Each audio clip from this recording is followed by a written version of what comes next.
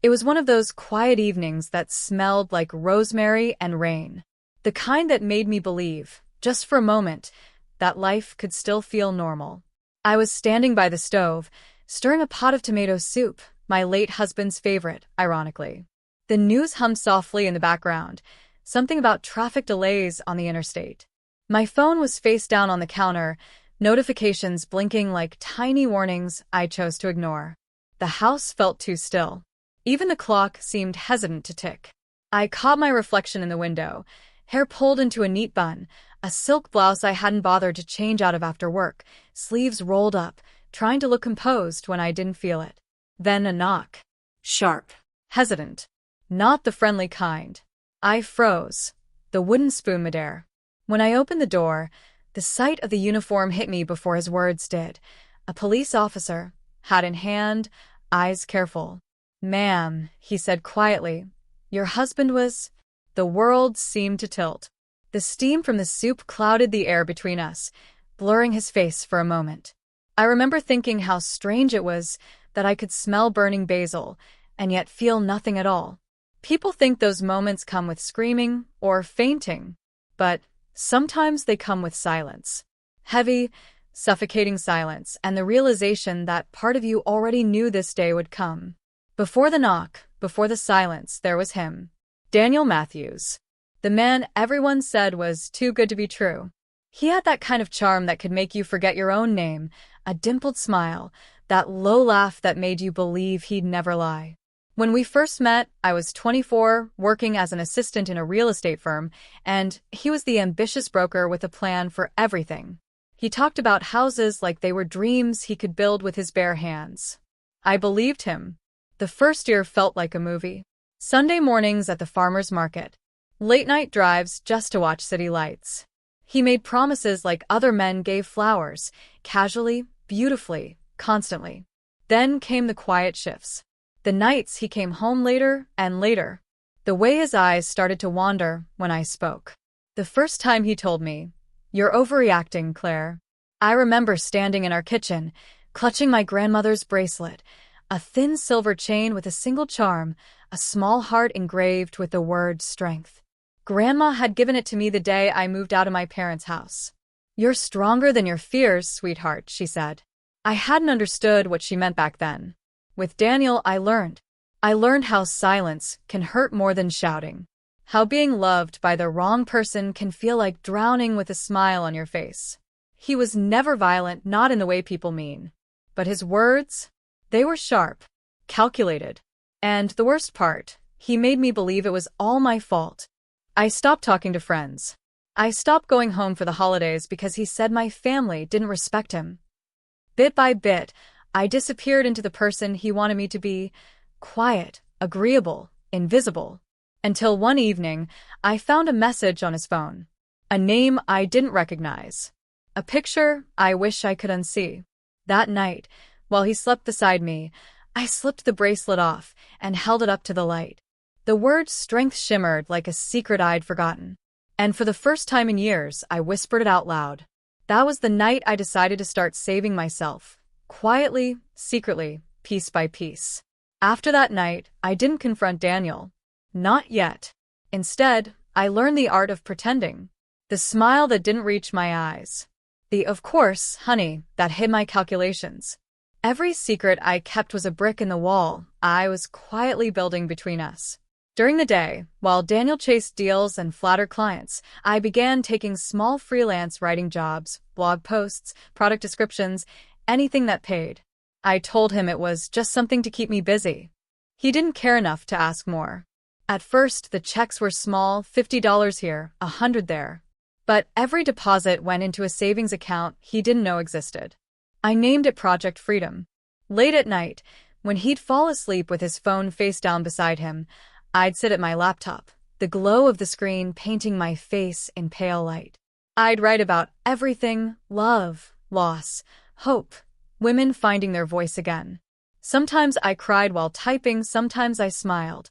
But every word felt like a step closer to myself. One evening, I received an email from a woman named Margaret Lane, editor of a lifestyle magazine. She'd read one of my anonymous submissions and wanted to feature it. Her message was warm, professional, but carried something deeper, belief. I hadn't realized how hungry I was for that.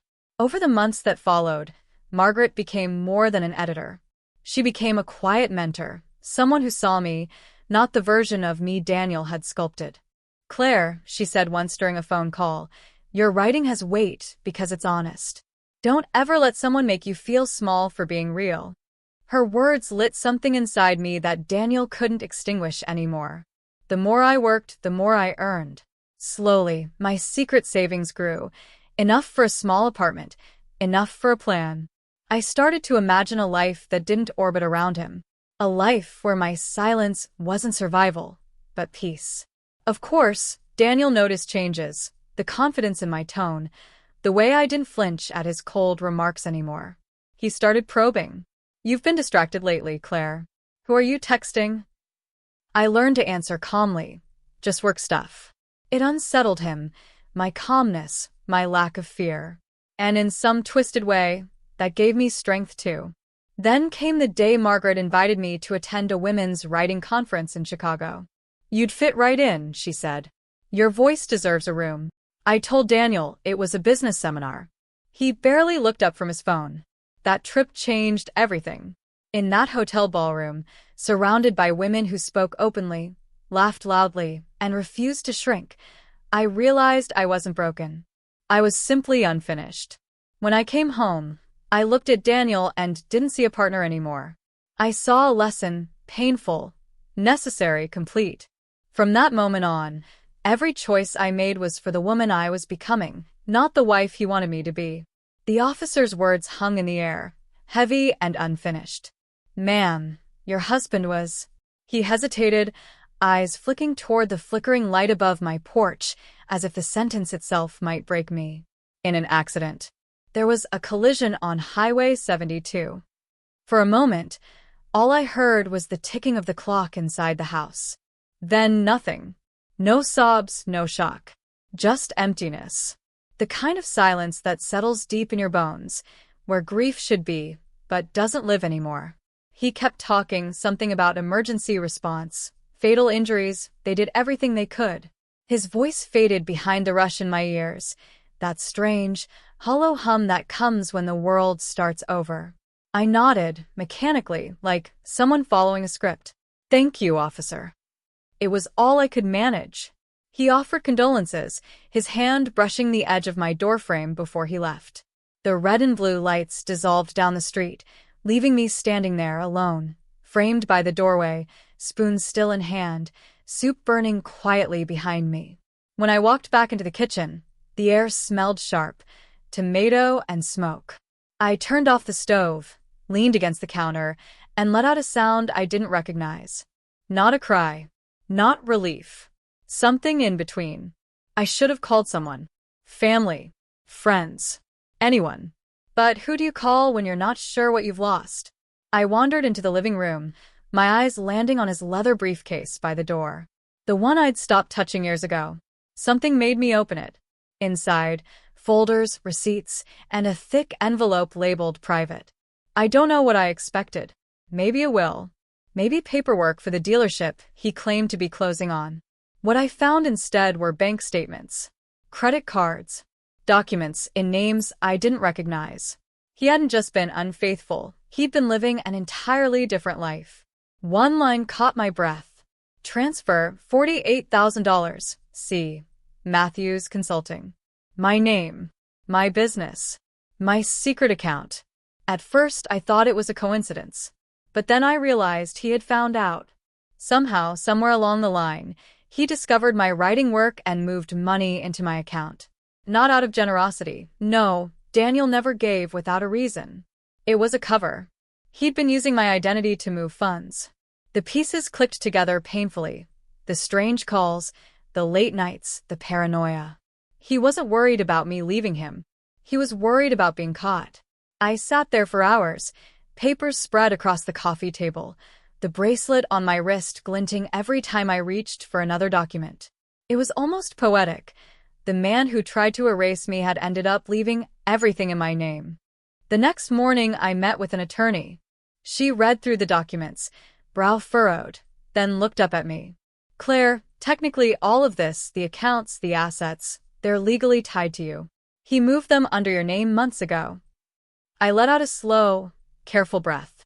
So, everything he built. She nodded. Now it's yours. For a long moment, I didn't know whether to laugh or cry. Instead, I whispered what my grandmother once told me. You're stronger than your fears. That night, I stood in the same kitchen where the officer had spoken those unfinished words. This time, I poured myself a glass of wine, turned off the lights, and stared at the city glowing beyond the window. The man I'd loved, feared, and finally outgrown was gone. But what he left behind was the freedom he'd spent years trying to take from me. The following days passed like slow thunder, quiet, but charged with something electric. Lawyers. Banks. Statements. Signatures. Everywhere I turned, Daniel's empire was collapsing, except it wasn't his anymore. It was mine. I met with his business partners, men who once barely acknowledged my presence at company dinners. They sat across from me now, straight-backed and cautious, calling me Mrs. Matthews with a sudden reverence. I didn't correct them, not yet. I'd worn a black turtleneck that day, hair tied low, my grandmother's bracelet glinting against the sleeve. It felt almost ceremonial. Mrs. Matthews, one of them began, we understand you've inherited some of Daniel's assets. Inherited? I interrupted, calm but firm. No. He transferred them. Intentionally. My name is on every document. They exchanged glances, guilty, uneasy. Men who once joked about women not understanding finance were now explaining my spreadsheets to me. For the first time, I didn't shrink. I didn't soften my voice or smile to keep the peace. I simply spoke. And they listened. After the meeting, I drove to the small park where Daniel and I used to sit years ago, back when I still believed he could change. The trees were bare, autumn spilling gold across the ground. I sat on the bench and thought about everything, the love I gave, the silence I endured, the life I rebuilt when no one was watching. He had taken so much from me, time, trust, pieces of my voice, but he also left me with something he never intended to, proof that I could survive him. Over the next few weeks, I made choices he never would have understood. I sold one of his properties, a lake house he'd bought for a woman I never met. The profit went into a foundation under my name, the Silver Chain Project, dedicated to helping women restart their lives after emotional abuse. The logo was a single silver heart, like the charm on my bracelet. People started reaching out. Some offered condolences. Others whispered gossip. I didn't explain. The truth was mine to keep, just like the freedom he accidentally handed me. When Daniel's family finally called, voices trembling with apology and confusion, I listened. They wanted to discuss arrangements, to make sure I was taken care of. I smiled softly. I already am. Before hanging up, I added, but if you really want to honor him, stop pretending he was perfect. Start being honest about who he was. They didn't call again. That night, I opened the safe deposit box where I'd kept my savings for years, the money that once represented escape. I took it out not because I needed it now, but because I wanted to close that chapter. I held the bracelet between my fingers, the charm warm from my skin. Thank you, I whispered, to my grandmother, to the woman I used to be, to the silence that taught me how to listen to myself. Everything had changed. But for the first time, I wasn't afraid of change anymore. It's been 6 months since the knock on my door. Sometimes I still catch myself listening for it, that sharp, hesitant rhythm that changed everything. But now, when I think of that night, I don't feel the hollow ache I once did. I feel free. My mornings look different now. No more rushing to meet someone else's expectations. No more walking on eggshells in my own home. I wake up early, make coffee, open the windows, and let sunlight spill through the curtains. The house, my house, finally feels alive again. The foundation, the Silver Chain Project, has grown faster than I ever imagined. Women write to me from all over, letters full of stories that sound like echoes of my own. They tell me about leaving, surviving, rebuilding. Some days I cry reading them, Other days I smile because I know what comes next for them, the peace after the storm. I keep the bracelet on my desk now, beside a framed photo of my grandmother. The silver heart charm has dulled a little, but the engraving is still clear: strength. It's strange how one small word can carry a whole lifetime inside it. Last week, Margaret visited from New York. She hugged me tight and said, "You did it, Claire. You turned your pain into purpose." I laughed softly. I guess it just took losing everything to realize what I already had. She smiled. "No, you didn't lose everything. You let go of what wasn't yours to carry." That night, after she left, I stood by the window, the same spot where I once waited for Daniel's car headlights to appear. This time, I watched the city lights instead. Steady, beautiful, endless. I thought about all the versions of me that had to die for this one to live. The quiet girl who apologized too much, the anxious wife who kept secrets to survive, the woman who thought strength meant staying. They're gone now. In their place stands someone softer, wiser, and unshakably calm. The world still spins with chaos and noise, but my peace isn't fragile anymore. It's rooted. And if you ask me what I remember most about that night, the night a police officer knocked on my door and said, "Ma'am, your husband was..." I'd tell you this. That was the night I stopped being someone's wife and started being myself.